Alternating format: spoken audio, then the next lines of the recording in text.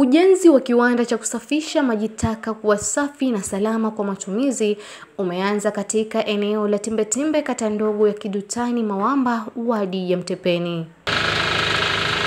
Matayarisho ya ujenzi huo ulioanzishwa na kampuni ya Fatah chini ya usimamizi wa mkandarasi Abdi Hafidh mwishoni mwa mwaka uliopita bado unaendelea. Kisha baadaye majukumu yake atakabidhi serikali ya kaunti ya Kilifi. Waterworks, we do sewage works, waterworks, and electromagnetics, dams, and many more. Irrigation also. We currently have existing site that one we have is in Gilgil. It is a rehabilitation of sewer works.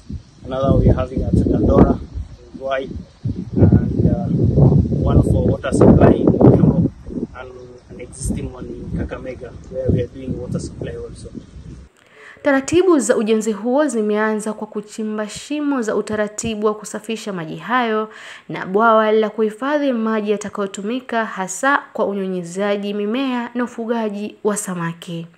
Kulingana na mhandisi msimamizi Abdulrazak Hassan, mradi huo utatarajiwa kuchukua takriban miezi 9 kukamilika. The creation of employment for the next 9 months, since this project is going to go for 9 months. Aidha, Hassan amedokeza kuwa mradi huo wa maji utaleta ajira kwa wakazi wa eneo hilo baadaye.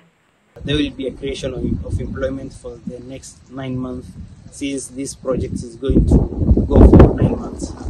Mradi unafaidisha watu wengi na vijana ambao walikuwa hawana kazi sasa hivi wamepata kazi, na huu mradi ndio mwanzo hata unaanza, lakini bado huu mradi unaendelea na bado wengi watapata kazi.